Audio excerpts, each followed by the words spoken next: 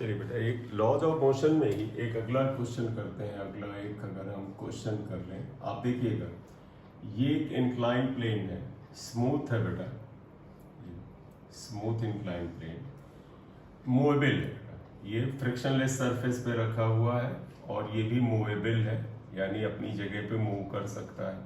इसका मास m1 लिखा था, वही ले लेते हैं। एक इसके ऊपर ब्लॉक रखा हुआ है, ये है, ये मास m है। तो ध्यान रखना, जो हमने प्रीवियस क्वेश्चन किया था उसमें क्या किया था कि इस इंक्लाइन प्लेन को हम कितना धक्का दें कि ये बॉडी इसके ऊपर रुक जाए, या इसका एक्सेलरेशन क्या था, ये हमने किया था। यहाँ पे क्वेश्चन चेंज कर रहे हैं। देखो एक चीज याद रखो, जैसे मान लो इस इंक्लाइन प्लेन को हम इधर धक्का लगाने के बजाय अगर हम इस पे इधर की ओर एक फोर्स लगा दें, बताओ बेटा, इधर की ओर एक फोर्स लगा दें, चाहे आप एक फोर्स लगा दें F, या मान लीजिए एक्सेलरेशन आप लगा देते हैं B, तो हम एक्सेलरेशन ही ले रहे हैं, फोर्स हटा लेते हैं, ये फोर्स तो हम लोग निकाल लेंगे। तो आप देखो, तुम्हें लगता नहीं है कि अगर हम बड़ी तेजी से इस वेज को ऐसे हटा दें तो हो सकता है बॉडी यहीं पे सीधे गिर जाए। जैसे ये है, अगर आप देखें तो यहाँ पर अगर मैं तुमसे कहूँ कि जैसे ये इंक्लाइन प्लेन है, अगर ये इंक्लाइन प्लेन है, ये कोई चीज रखी है, मैं बड़ी तेजी से हटा दूं तो जो कपड़ा रखा था वो यहीं पे गिर गया। तो हमें कहने का मतलब है, ये कहते हैं कि ये एक्सेलरेशन राइट साइड में कितना लगा दें, यानी बड़ी तेजी से बड़ी मात्रा में लगा दें, जिससे कि ये मास है यहीं पर वर्टिकली, मतलब ये आगे ना जाए, यहीं पर गिर जाना चाहिए। तो हमें क्या निकालना है, for what value of external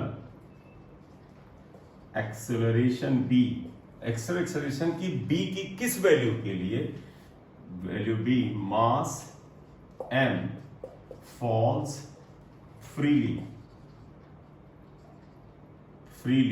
under gravity, ये अंडर ग्रेविटी सीधे गिर जाए, ये हमसे पूछा गया है। तो ये क्वेश्चन इसे नोट कर लो, क्योंकि मैं सारे फोर्सेस इसी में बताऊंगा। तो ध्यान रखना, ये इंक्लाइन प्लेन है, स्मूथ सरफेस पे रखा है, ये सरफेस भी स्मूथ है। हम कितने फोर्स या एक्सेलरेशन से इधर खींच दें जिससे कि ये मास ऐसे ही यहीं का यहीं गिर जाए। आप ये लिख लो। जब ये लिख लो तो मुझे स्पेस थोड़ा बनाना पड़ेगा, ठीक है। आई होप लिख लिया होगा आपने, ठीक।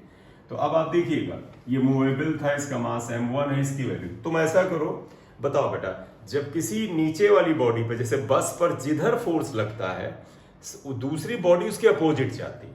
जैसे आप याद रखो, बस आगे बढ़ती तो हम पीछे गिरते हैं। मान लो बस जो है वो बैक गियर लगा दे पीछे की ओर, तो हम आगे गिरते हैं। तो देखो वही मान लो, बस ने बैक गियर लगा दिया, ये इधर जा रहा है। तो आप ये मान लो कि जिधर ये बॉडी जा रही है उसके अपोजिट इस पे एक स्यूडो एक्सेलरेशन लग रहा है। ध्यान रखना, एक स्यूडो एक्सेलरेशन लग रहा है। वो कितने के बराबर, B के बराबर है, इसलिए इसके ऊपर एक स्यूडो फोर्स लगेगा and that would be equal to mb आएगा, राइट। तो जिधर नीचे वाली बॉडी पर एक्सेलरेशन या फोर्स लगेगा, ऊपर पर स्यूडो फोर्स उसके अपोजिट लगेगा, ये आएगा। तो in this case pseudo force on m is on the left में लगेगा, हम अपने डायग्राम के हिसाब से, और वो है कितना, mb के बराबर। अब देखो, इस पे एक स्यूडो फोर्स आ गया, तरीका वही अपनाएंगे जो कर रहे थे। क्या क्या फोर्स थे, weight mg, normal reaction n, mg के कंपोनेंट कर लीजिए। देखो mg के कंपोनेंट बेटा हमने किया था, ये mg cos थीटा, ये आएगा mg sin थीटा, और देखो mb के भी कंपोनेंट हो जाएंगे, ये मैं mg sin थीटा यहां लिख देता हूं। देखो mb के भी कंपोनेंट होंगे, ये एंगल थीटा है, तो आपको पता है, देखो ये पैरेलल इसके, ये पैरेलल इसके और ये पैरेलल इसके, तो ये एंगल थीटा आ जाएगा। जब ये एंगल थीटा आ जाएगा तो जरा सा आप और देखो बेटा, इसका कंपोनेंट इधर हो गया, ये हो जाएगा mb cos थीटा, और इसका एक कंपोनेंट इधर हो जाएगा mb sin थीटा। क्लियर? एक रूल वही है बेटा, ये सारे फोर्स इस प्लेन के पैरेलल या इस प्लेन के परपेंडिकुलर करेंगे। देखो नॉर्मल रिएक्शन इसके परपेंडिकुलर था, पड़ा रहने दो। ये नहीं था तो इसका एक कंपोनेंट इसके पैरेलल कर दिया, एक कंपोनेंट इसका परपेंडिकुलर किया। mg नहीं था तो mg का देखो आप, ये थीटा एंगल है, तो एक कंपोनेंट थीटा एंगल पे कॉस हो गया, ये वाला साइन हो गया, राइट। तो अब यहां देखिएगा, हम मेन इससे पहले डील करना चाहते हैं। देखिएगा हियर, बड़े ध्यान से देखिएगा, n plus M B sine theta, n plus M B sine theta will be equal to, देखो बेटा ये ऊपर वाले फोर्स इसके बराबर है, equal to M G cos theta. बोलिए इतनी बात समझ में आई? अभी इसका कोई इस्तेमाल नहीं कर रहा, ये आया। अब एक चीज बताओ बेटा, अगर इस ब्लॉक को बड़ी तेजी से इधर हटा दोगे जिससे कि ये मास नीचे गिरने लगे, तो अब बेटा अगर आप इसे हटाते हो तो ये इस ट्रायंगुलर वेज के कांटेक्ट से हट जाता है। तो when this inclined plane is pulled on the right, then the contact of this mass m disconnect होगा, और जब बेटा ये फ्री फॉल करेगा, कांटेक्ट खत्म होगा, तो जब इसका कांटेक्ट खत्म तो कांटेक्ट फोर्स खत्म। कांटेक्ट फोर्स है क्या? m। तो तुम्हें यही लिखना है क्या? when mass m falls freely under gravity then normal reaction is zero, क्योंकि कांटेक्ट ही खत्म यहां पर है। तो आप क्या लिखोगे? when, इसको इक्वेशन 1 लिख लो, mass m falls freely then इसको ऊपर लिए जाते हैं, contact force n will be equal to 0। n he contact force है बेटा जो कांटेक्ट से आता है। तो जब n 0 आएगा तो देयरफॉर इक्वेशन 1 में आप ऐसा करो बेटा, इक्वेशन 1 में n को 0 रख दो। तो इक्वेशन 1 में देखो n plus M G sine theta equal to M G cos theta था, n को यहाँ 0 रखो, M G sine theta equal to, यहाँ पर ये गलत लिख गए हैं, इसे ठीक करना। देखो n plus M B sine theta था, तो n plus M B sine theta, ये b कर लेना। तो आप देखो ये एम बी साइन थीटा आएगा ये, तो एम बी साइन थीटा ये हुआ, ये M G cos theta, m से m कैंसिल हुआ, b निकालना है, तो g cos theta upon sine theta, इसलिए जो एक्सेलरेशन आएगा g कॉट थीटा आएगा। तो ये याद कर लो, क्या इस बॉडी को इसके ऊपर रुके रखने के लिए, हाँ stationary with respect to this, मतलब ये ब्लॉक चलता रहे और ये इसमें चिपका रहे। तो ये एक्सेलरेशन आया था अभी प्रीवियस वाले एग्जाम्पल में या प्रीवियस वाले क्वेश्चन में g tan थीटा। लेकिन अगर आप चाहते हैं इसको हम कितने फोर्स से एक्सेलरेशन से खींच दें जिससे ब्लॉक कांटेक्ट में ही ना रहे, g cot थीटा आएगा। तो required rightward acceleration would be g cot theta. अब ये एक्सेलरेशन एक फोर्स से ही तो आएगा बेटा, क्योंकि बगैर कोई फोर्स के एक्सेलरेशन नहीं आता है। तो अगर आपसे कहा जाए इसके बाद रिक्वायर्ड फोर्स, अगर आपसे कहा जाए तो तुम्हें पता फोर्स इक्वल टू क्या होगा? Mass into acceleration. तो required force equal to mass. बेटा ध्यान रखना, ये अगर आप इधर खींचोगे, नहीं बेटा ये इतने पे, ये तो जी कॉट थीटा आ जाएगा, इतना आप ध्यान रखिएगा, राइट। अब जो हम इसमें फ्री बॉडी डायग्राम्स कर सकते हैं, अब बेटा वो एक फ्री बॉडी डायग्राम लेते हैं कि बॉडीज इन कांटेक्ट और हॉरिजॉन्टल सरफेस। तो अगला फ्री बॉडी डायग्राम आते हैं बॉडीज इन कांटेक्ट। अगर आप कांटेक्ट में बॉडीज को रखना चाहते हैं तो देखिएगा, बॉडीज इन कांटेक्ट का मतलब समझना। इसमें हम पहला ले रहे हैं छोटा सा डायग्राम, देखो ये स्मूथ सरफेस है, फ्रिक्शन से रिलेटेड कोएफिशिएंट ऑफ फ्रिक्शन ना दिया जाए, स्मूथ ही है। ध्यान रखिएगा, एक ब्लॉक अगर हम ये ले लें, ये ब्लॉक M1 है और इसके टच में एक ब्लॉक ये है। ध्यान रखना दोनों स्टिक नहीं है, ऐसा नहीं कि चिपके हुए हैं। ये दूसरा ब्लॉक M2 है। तो जैसे होता ना कि एक मान लीजिए ब्रिक है, ईंटा है, और दूसरा एक दूसरे के कांटेक्ट में रखे हैं, और आप M2 पर बाहर से एक फोर्स F लगाते हैं। इस फोर्स F के लगाने से ये स्मूथ सरफेस है बेटा, तो सिस्टम आगे की ओर बढ़ेगा। हमें बताना है इसका एक्सेलरेशन क्या होगा। और दूसरा ध्यान रखना, वास्तव में ये दोनों बॉडीज अलग अलग है, ये अलग अलग। जब आप इसको फोर्स लगाएंगे तो ये कांटेक्ट में आएंगी, तो हमें बताना है कि जहां पर ये दोनों कांटेक्ट में हैं तो रिएक्शन क्या होगा। आप एज्यूम करो, यहाँ तो पहले कर लेते हैं, फिर सोल्यूशन में आते हैं। Find number 1 acceleration A and number 2 reaction at the point of contact. और पॉइंट ऑफ कॉन्टैक्ट ये है बेटा, ये ए, यहां पर रिएक्शन क्या लगेगा ये पूछा है, करेक्ट। तो ये दो बातें आ गई। तो what is the reaction at the point of contact, ये आ गया। तीसरा एक चीज और ये पूछते हैं, वो ये है कि अगर ये फोर्स F को M2 की बजाय M1, मतलब ये फोर्स F आप इधर से लगाओ तो इस जगह पर रिएक्शन क्या होगा। If F is applied on M1 then what will be reaction force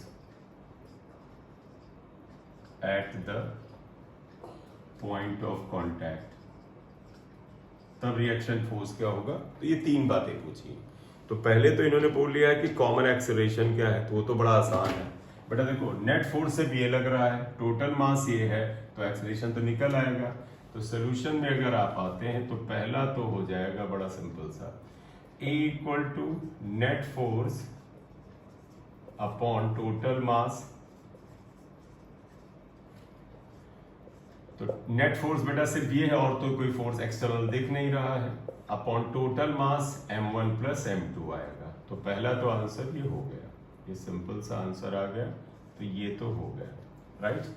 अब आइए second, what is reaction at the point of contact. Reaction का मतलब समझना बेटा, रिएक्शन एट ए। तो अगर हम यहां पर करें let R1 is reaction, stretching force, reaction, tension, जो भी कहना चाहे, रिएक्शन एट ए पे रिएक्शन R1। रिएक्शन का मतलब समझना बेटा, अगर आप इस पे फोर्स लगाएंगे, आप अज्यूम करो, देखो ये दोनों बॉडी एक दूसरे से बिल्कुल हल्के से कांटेक्ट में थी। जब आप इधर से फोर्स लगाएंगे और ये बॉडी जैसे इसके कांटेक्ट में आएगी, तो आप होता ना जैसे आप किसी हैवी बॉडी M2 को धक्का देते जा रहे हैं, अभी M1 हमारे टच में नहीं है, तो इस पे आप धक्का दे रहे थे, और फिर जब इसके कांटेक्ट में आएगा तो आपको लगेगा ना कि कुछ एडिशनल आया, तो आपको हल्का सा पीछे की ओर झटका लगेगा।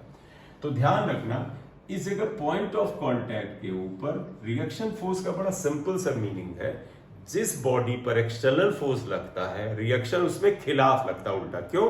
हम किसी चीज को धक्का दे रहे हैं, जिस बॉडी को धक्का दे रहे हैं उसके कांटेक्ट में दूसरी बॉडी है, तो हमें उल्टा झटका लगता है। तो ध्यान रखना, जिधर ये फोर्स F लग रहा है इस बॉडी पर, इस बॉडी पे रिएक्शन फोर्स उल्टा इस फोर्स के अगेंस्ट होता है। और तुम्हें पता है हर फोर्स का एक, अगर इसे आप रिएक्शन कहो या एक्शन कहो, तो जिस डायरेक्शन में एक फोर्स लगता है उसके खिलाफ भी एक फोर्स लगता है, एक्शन रिएक्शन लॉ। तो अगर इसके ऊपर ये बॉडी गई, इससे टकराई, तो यहां पर इस पे, जिस पे एक्सटर्नल फोर्स था, रिएक्शन उधर लगा, तो इस पे ये इतना ही फोर्स आगे की ओर लगेगा। तो रिएक्शन फोर्स एट ए इतना है। ऑब्वियसली बात, जिस पे रूल क्या है, एक्सटर्नल फोर्स जिस बॉडी पे डायरेक्ट लगाया जा रहा है, देखो F, उस पे ये इस फोर्स के अपोजिट होता है, दूसरी पे उसके तरफ हो जाएगा। ऑब्वियसली इस R1 के अगेंस्ट हो जाएगा, तो इसके ऊपर R1 के अपोजिट हो जाएगा। अब अगर तुम्हें R1 की वैल्यू चाहिए तो तुम फ्री बॉडी डायग्राम जिसका चाहो, हमने तो पहले भी बताया कि फ्री बॉडी डायग्राम अगर बनाना है तो आप ज्यादातर कोशिश करो कैलकुलेशन से बचने के लिए जिस बॉडी पर कम फोर्स लग रहे हो, और जो फोर्स हमें फाइंड आउट करना वो जरूर हो। तो देखो हमें R1 फाइंड आउट करना है, यहां पे भी M2 पे भी लग रहा है, R1 M1 पे भी लग रहा है, लेकिन M1 पे सिर्फ R1 लग रहा है, तो इसका फ्री बॉडी डायग्राम बनाओगे तो ज्यादा अच्छा होगा। तो आप लिखोगे FBD मतलब free body diagram of M1। क्यों M1 तय किया? क्योंकि M1 पे फोर्स कम लग रहे हैं। अब एक चीज और प्रिकॉशन ले लीजिएगा आप लोग, वो क्या है, देखो क्योंकि ये बॉडीज, ये जो सरफेस है इसी के पैरेलल चलती हैं, तो अब हम वेट वगैरह जो थे वो नहीं दिखा रहे हैं, क्योंकि तुमने देखा कि जिस सरफेस पे बॉडी चलती है उसके परपेंडिकुलर जो वेट लग रहा था, वजन नीचे लग रहा था, नॉर्मल रिएक्शन ऊपर लग रहा था, वो केवल हम लिख करके रख देते थे, उनका इस्तेमाल तब तक नहीं है जब तक फ्रिक्शन ना आए। तो उसकी कोई जरूरत नहीं है अब निकालने की, शुरुआत में बेसिक बताए तो बता दिया था। तो वेट वगैरह मत दिखाइए, जरूरत नहीं है। देखो ये M1 है, एक्सेलरेशन किधर होगा, ये इधर होगा, क्योंकि पूरा बॉडी एक साथ जाएगा। रिएक्शन फोर्स इस पे सिर्फ और सिर्फ R1 ये लग रहा है। बताओ एक्सेलरेशन की डायरेक्शन में नेट फोर्स क्या है? R1 है। तो देखो net force equal to R1। Newton ने क्या बोला है कि नेट फोर्स इक्वल टू क्या होता है बेटा, नेट फोर्स इक्वल टू क्या होता है M इंटू ए। एम किसका, जिसपे फोर्स लग रहा है, यानी M1A। ए की वैल्यू ये पता है, तो R1 इक्वल टू M1। ए की वैल्यू है F upon M1 plus M2। ये आया, आप सॉल्व कर लिए, यही आंसर होगा M1F upon M1 plus M2। ये आ गया यहाँ पर, राइट। अब आपके मन में ये भी बात आ सकती है कि सर हमने फ्री बॉडी डायग्राम, देखो फ्री बॉडी क्यों बोला है, क्योंकि ये दो बॉडी एक दूसरे के कांटेक्ट में थी। हमने इस पर और इस बॉडी पे लगने वाले फोर्स दिखा दिए, कम से कम इस प्लेन के पैरेलल वाले, इस पे बता दिए, इस बॉडी को फ्रीली बनाया। तुम्हारे मन में आएगा सर अगर हम इसका और फ्री बॉडी लेते तो क्या आंसर सेम आता, सेम ही आता। तो वो मैं तुम्हें दिखा दे रहा हूं कि अगर हम M2 का बनाते तो M2 बॉडी का फ्री बॉडी डायग्राम बनाते तो आंसर यही आता। तो ये तुम्हें सिर्फ और सिर्फ प्रैक्टिस के लिए बना रहा हूं। FBD ऑफ M2 अगर आप बनाए, देखो फोर्स दिखा दो, तो अभी बताया वेट नहीं लगाना। क्यों नहीं लगाना, क्योंकि वर्टिकल मोशन होता नहीं है। जरूरत क्या है, देखो ये फोर्स F इधर है, नॉर्मल रिएक्शन इधर है, बॉडी इधर मूव कर रही थी क्योंकि एक्सेलरेशन इस फोर्स की तरफ है और इसका मास M2 है। बताओ नेट फोर्स किधर निकालेंगे, सबको याद होगा नेट फोर्स हमेशा एक्सेलरेशन की डायरेक्शन में निकालना है। वो क्या आएगा, एक्सेलरेशन की डायरेक्शन का फोर्स F, एक्सेलरेशन के अपोजिट का फोर्स माइनस R1। तो नेट फोर्स क्या आएगा, जो एक्सेलरेशन की तरफ है वो फोर्स, जो एक्सेलरेशन के खिलाफ है माइनस। न्यूटन ने बोला फोर्स इक्वल टू क्या होता है ma, therefore F minus R1 equal to क्या होता है ma। m किसका, जिससे नेट फोर्स लग रहा है M2A। हमें R1 चाहिए तो F माइनस M2A आएगा। R1 equal to F minus M2, A की वैल्यू थी F upon M1 plus M2 आएगा। ये आंसर ध्यान रखो, F M1 आया है ये, अभी तुम्हें मिलाते हैं, देखना आंसर सेम आएगा। तो अगर आप इसमें F को कॉमन ले लो, यह आएगा 1 minus M2 upon M1 plus M2। LCM ले लीजिएगा, देखो F यहाँ आएगा M1 प्लस M2, देखो ये एलसीएम लिया अगर हमने M1 प्लस M2, तो ये यहाँ आ गया माइनस M2, ये आया, ये कैंसिल हो गया, तो R1 इक्वल टू ये आ जाएगा F M1 upon M1 plus M2। तुम चेक कर सकते हो, जो हमने पहले आंसर निकाला था वही आया है। तो आई मीन टू से फ्री बॉडी डायग्राम चाहे इसका बना के चलो चाहे इसका, आंसर तो सेम ही आना चाहिए। इसका एक तीसरा पार्ट भी था, आप इसे नोट कर लो, फिर मैं इसे स्पेस बना दूं।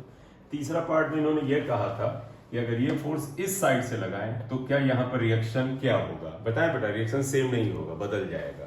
तो आप ये कर लिए हो, तो अब हम इसका थर्ड पार्ट करना चाहते हैं। चलिए, थर्ड पार्ट ये था इनका कि देखो, थर्ड पार्ट ये था कि F अगर इधर से लगाया जाए। चलिए, थर्ड पार्ट के लिए मैं डायग्राम फिर से बना रहा हूं। ध्यान रखना, ये दोनों सब कांटेक्ट में है, तो समझाने के लिए हमने बनाया। ये था, देखो फोर्स इधर से लगाया F। अब आप बताओ, फोर्स इस पर लगेगा, तो अगर मैं यहां से इसकी लेयर अलग कर लूं, देखो ये लेयर अलग कर लेता हूं ये, तो बताओ जिस पे फोर्स लगता है, ये बॉडी जब इसके कांटेक्ट में आएगी तो इस पे रिएक्शन इधर लगेगा, इसे R2 मान लेते हैं। तो इस बॉडी पे अगर बाएं लगा तो ऑब्वियस बात इस पे थर्ड लॉ से न्यूटन के इधर लगेगा। लेट या when F is applied on M1, let reaction force is R2। फिर हमने तो बताया था, अगर कोई चीज निकालनी है तो किसका फ्री बॉडी डायग्राम बनाओ, जिसपे कम फोर्स लग रहे हो। तो देखो इस पे कम फोर्स है M2 पे, और यही हमें निकालना है। तो आप निकालो FBD ऑफ M2। तो देखो M2 का FBD क्या हुआ, ये आया। देखो ये M2 है, तो अगर इसका FBD बनाया तो देखो इस पे सिर्फ ये रिएक्शन लग रहा है R2। अब ध्यान देना बेटा, तुम कहोगे सर एक्सेलरेशन, बेटा एक्सेलरेशन वही रहेगा जो पहले निकाला, बस डायरेक्शन बदल जाएगी। जब फोर्स इधर से लगाओगे तो एक्सेलरेशन आएगा total force upon total mass, तो एक्सेलरेशन रहेगा, बस डायरेक्शन इधर हो जाएगी, क्योंकि जिधर फोर्स उधर एक्सेलरेशन, या जिधर नेट फोर्स उधर एक्सेलरेशन। तो एक्सेलरेशन बस अब इधर चला जाएगा। क्यों? क्योंकि फोर्स आप राइट में लगा रहे हैं। बताइएगा, नेट फोर्स यहाँ कितना आ रहा है इस पे? नेट फोर्स अगर आप देखें इसके ऊपर क्या है, ध्यान रखना, हॉरिजॉन्टल फोर्स, वर्टिकल की बात नहीं करनी इसलिए बता नहीं रहे हैं, वर्टिकल के वेट वगैरह इसीलिए नहीं लगा रहे हैं। तो नेट फोर्स मतलब नेट हॉरिजॉन्टल फोर्स R2 है। न्यूटन ने बोला फोर्स इक्वल टू क्या में होता है, ma, तो R2 equal to ma, m किसका, ये m2a, तो R2 equal to m2, a जो निकाला था बेटा वही है F upon m1 plus m2। तुम चाहो तो चेक कर लो, R1 की वैल्यू हमने दो मेथड से निकाला, उसमें यहाँ m1 था, यहाँ पर m2 है। इसका मतलब सेम फोर्स दाहिनी तरफ से लगाओ और वही फोर्स अगर बाईं तरफ से लगाओ, इस जगह रिएक्शन बदल जाता है। जानते क्यों बदलता है? क्योंकि जब आप इस पे फोर्स लगाते हैं तो इस बॉडी को किसका रिएक्शन झेलना पड़ता है, इसको, ये भारी है, तो देखो इसीलिए यहाँ m2 आया है। और जब आपने इधर से फोर्स लगाया था तो ध्यान रखना इस बॉडी को, इसको, इसका रिएक्शन झेलना था, तो इसीलिए याद करो पिछले वाले में m1 यहाँ आया था। तो ये क्यों बदलता है? जब आप इधर से धक्का लगाते हैं तो इस बॉडी को इसे झेलना होता है, तो इसका मास आता है। जब इधर से लगाते हैं तो इस बॉडी को इसे झेलना होता है, इसलिए m2 आता है, ये है।